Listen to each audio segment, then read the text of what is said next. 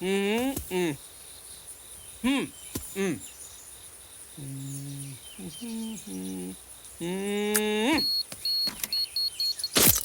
I'm Penn, and this is my partner, Teller. We are Penn and Teller, and this is a program about the art of photography. I mean, you've all seen photographs in magazines and newspapers and even in museums. So what's the big deal? Well, photographers, just like other artists, try and show you something that they think is special or important about the world. And they do this by putting a frame around what they want you to see. They have to decide what they're going to put into their pictures and what they're going to leave out. For example, the frame of this picture of us is the edge of your TV screen. The TV camera operator has thought about this frame and carefully chosen exactly what to put inside it and what to leave out.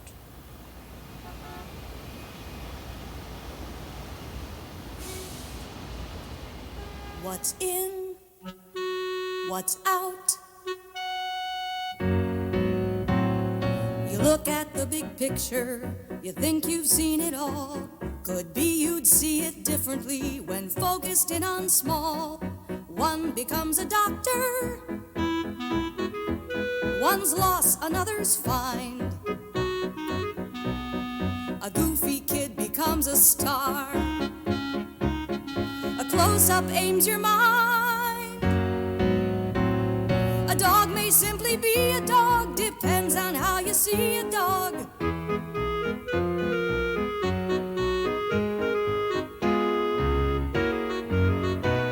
What's in, what's out, determines what it's all about.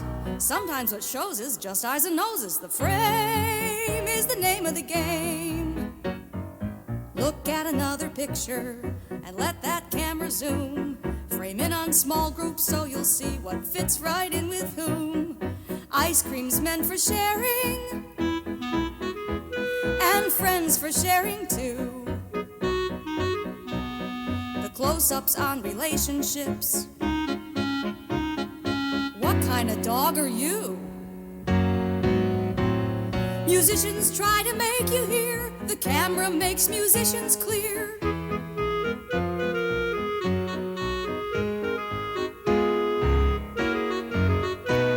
What's in, what's out, determines what it's all about.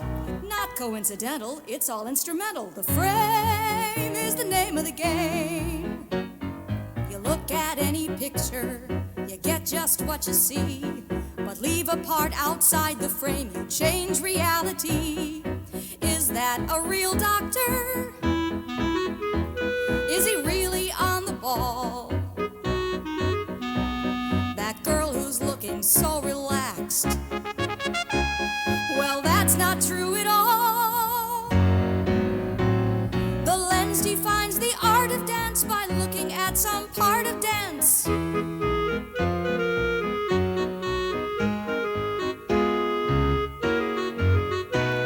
What's in, what's out, determines what it's all about. Pictures proclaim the photographer's aim. The frame is the name of the game. Now we're going to talk about the art of photography. Teller is running the camera, and he has taken the edge of the picture and put it here and here. That's called the frame.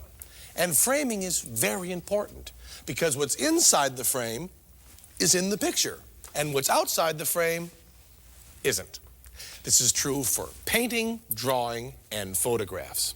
We think of photographs as being somehow more real than, say, paintings or drawings, but photographers, like all artists, have to choose what particular piece of the world they want you to see.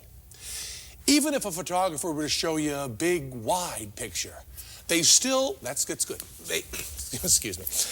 Even if a photographer were to show you a picture of the whole big studio, they would still not be showing you the whole world. They would be choosing the part of it they want you to look at.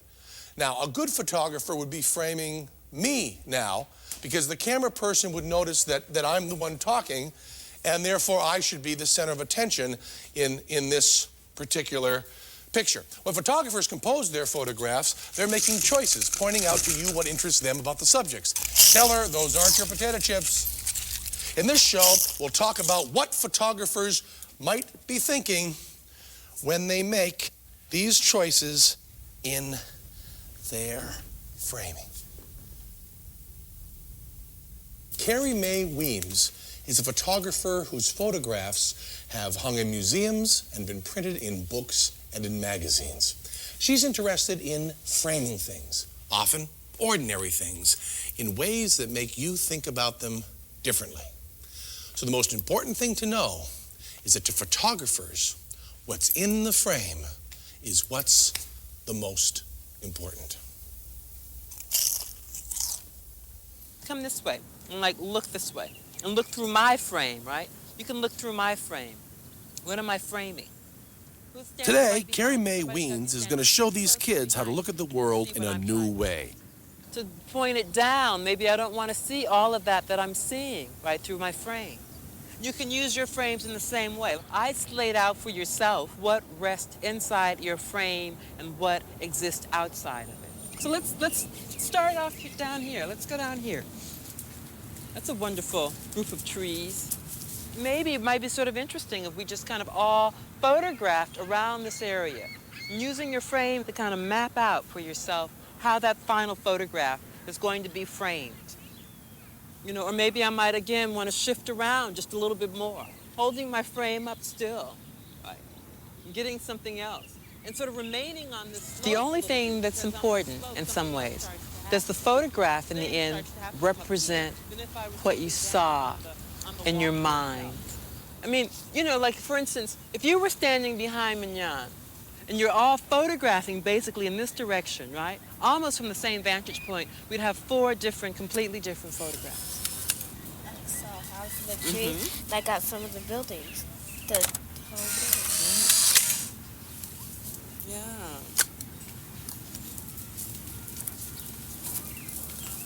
I love this beach. Are there any big differences or major differences between what you see in the photograph on the right and the one you see on the left? Even though we basically took them from the same position. Huh? What are some of the differences? She got the whole building. She was closer to there. And I was like down there, kind of. Well, one of the things that's interesting is because you're shorter. She's taller. She did get a little bit right? more. She got a lot more grass. Exactly, exactly. There's more in your foreground, which is very funny. Because how many of us think about our own height as determining what a photograph is going to look like in the end? How do you hold a camera? How do you position the camera so that something else starts to happen that you want to have happen, right? You can decide that, okay, this is where I'm located, I can decide that I'm going to tilt it up slightly, just a little bit more towards the sky, just a little bit more up off the ground so that there's not so much in the foreground, or actually going just the other way. Maybe what's in the foreground is even more important than what's in the background. This is a wonderful slide, isn't it? It's a terrific slide.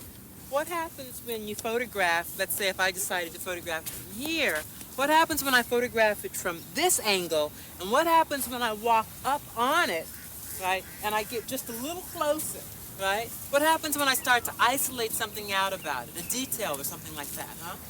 Okay, now, the angle of view is completely up to you. And the distance is completely up to you, except that you have to make 2 photographs from 2 different distances. One closer and one further away. It's about taking your time, and circling around the thing that you are interested in photographing. And then deciding that that's where you want to take the picture from.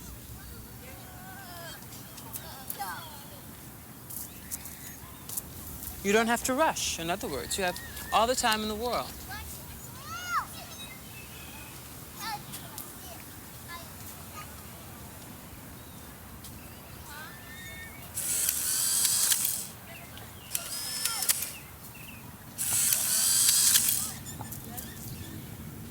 This is great, huh? It becomes like a completely abstract photograph because it's so close. A completely different photograph than this, huh? Completely different. This one makes you feel like there's a really long slide, you know? It's funny how they all were at the top, Isn't it? I mean, you all photograph from the same vantage point, but it's still very different, right?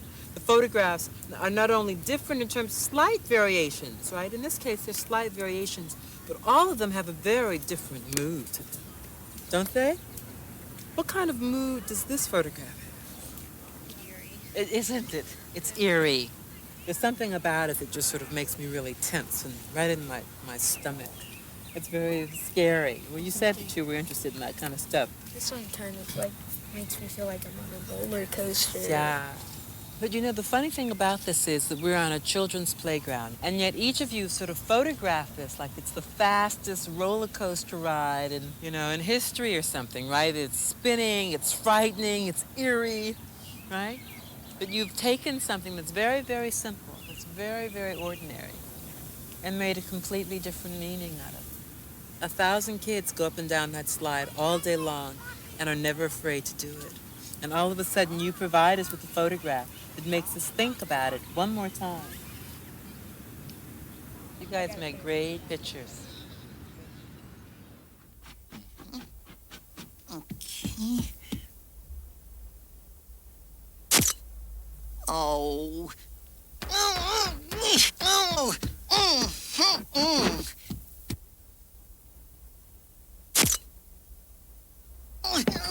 What's the problem, Aldo? I'm trying to take a picture of my food, one that tells the world how I feel about it. It's just not working. Move the camera closer. That's a good idea, Eddie.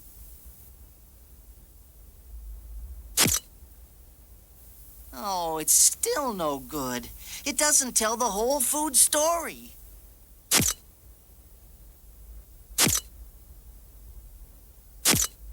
It looks too much like a commercial, Eddie. It doesn't tell the world what I think about my food. What am I going to do? I have an idea, Aldo. It's perfect, Eddie. It does show everyone exactly how you feel about your dog food. The perfect relationship.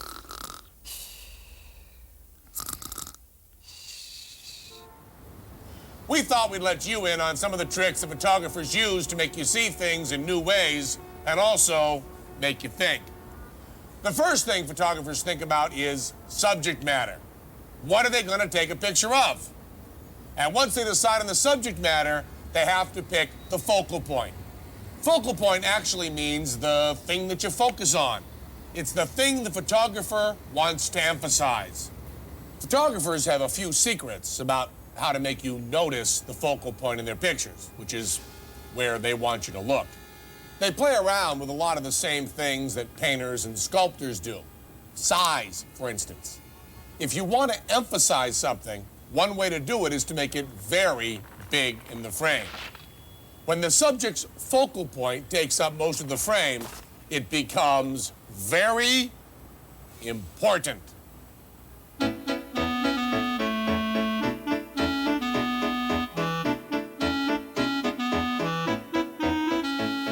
can tell a lot about these people from their feet, but you can't really tell their personality from their feet.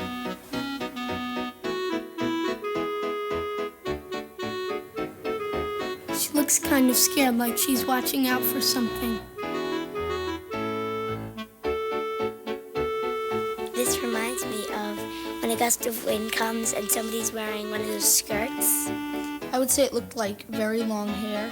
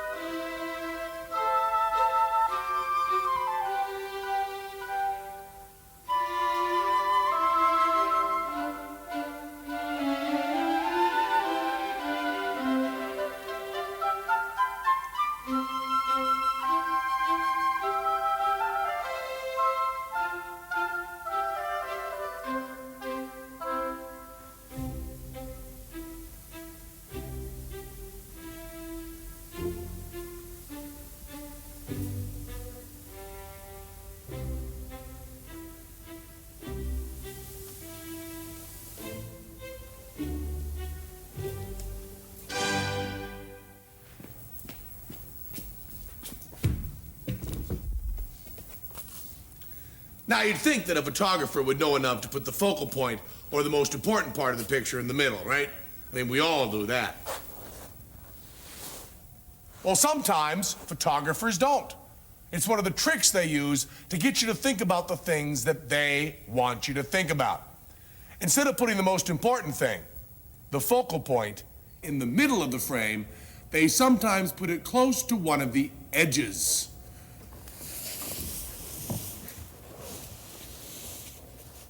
This makes you think not only about the focal point, but also about what's in the rest of the frame, and also what the rest of the picture and the focal point have to do with one another. Maybe he just built that building and he's admiring it.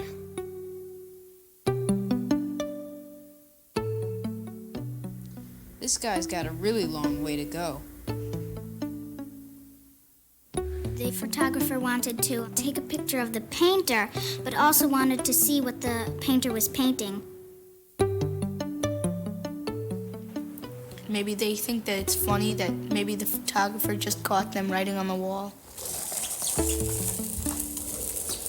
Now, sometimes photographers will emphasize what they want you to think about by not putting it in their picture, or by putting only a piece of it in their picture.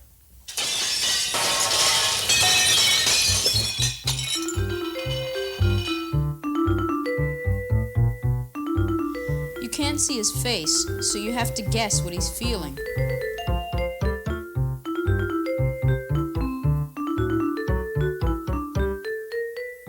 I think that the coach is pointing somewhere.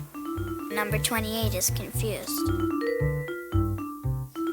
Is number 28 getting fired?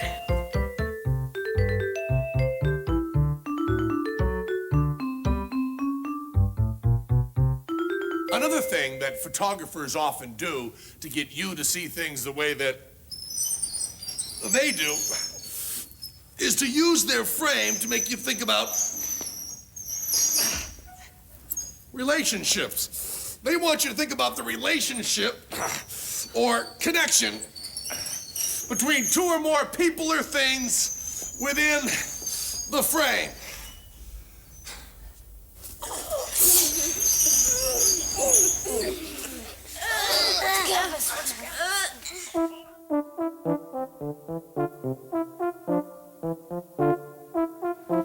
Those girls are going to school, and the ducks look like they're all going to school too.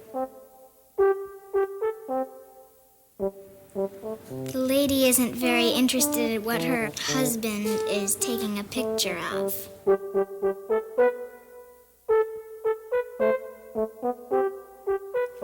I think the bird is wondering what the pipe is. Today, Carrie Mae Weems is photographing a folk artist's front yard.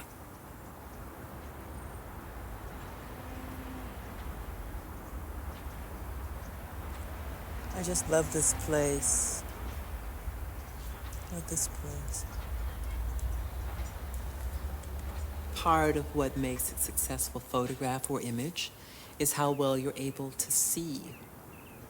Taking your time to look and to see what's there, and then deciding where you want to be relative to the object that you're photographing. If you can just make some of those sort of very simple decisions, you'll probably walk away with much more successful photographs.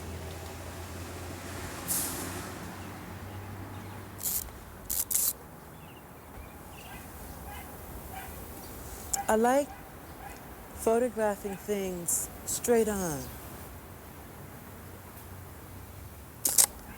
Trying to let the subject then speak for itself. Isn't this just an amazing piece?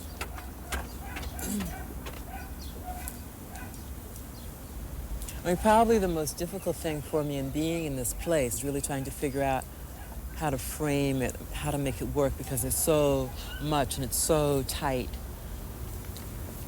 It's this sort of wonderful, wonderful world that's being created. All these sort of decisions that you have to make, like, what do you want to look at? What are you really looking at? What do you really want to describe about a thing, about a person. That's the hard part.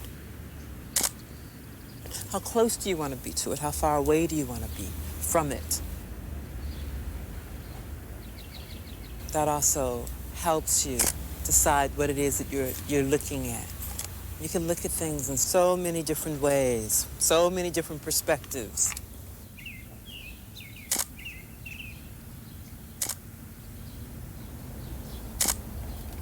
Probably the most difficult part about photography is attempting to clarify that out of everything that you see, how do you give the picture an organization that wasn't necessarily there before?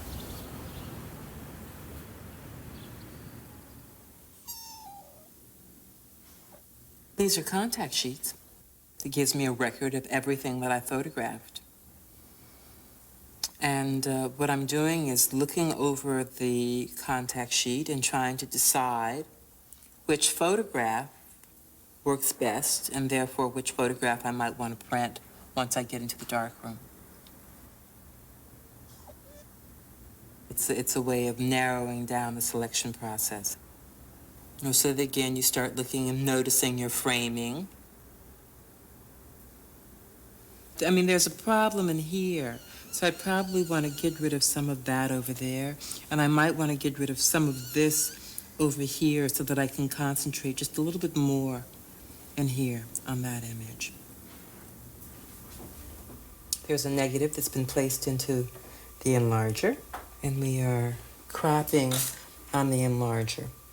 As I cropped, actually, I'm trying to mirror the cropping that I did on the contact sheet. So I'll move the blades up slightly and get rid of some of that foreground. After you expose the negative onto light-sensitive paper, you place it in a chemical called the developer. Once the photographic paper goes into the developer, you rock it slightly, gently, and slowly but surely an image begins to emerge. Once it's developed, it takes about a minute and a half or so. You take it and you put it in the stop bath, and that stops the action, the development action.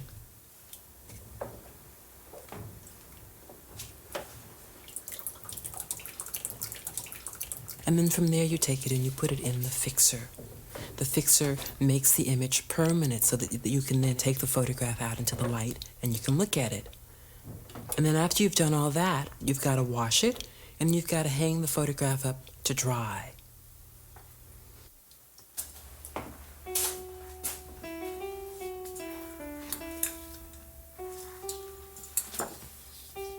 The fact is that every single photograph, no matter who takes it, no matter when they take it, it's all about expressing an attitude, expressing an emotion, expressing an idea. And as a result of that, also expressing meaning, right? That it means something. That we're not looking at the real thing, that we're looking at representations of things, and we're looking at representations based on how we see the world and how we want to express it. Right. So you have to decide where you stand too. What kind of person are you? What are you trying to get across? What are you trying to convey? For instance, this photograph of my mom. I wanted to make it like a portrait of her at work. What I'm trying to do is to impart a certain amount of information and a certain kind of experience to the viewer.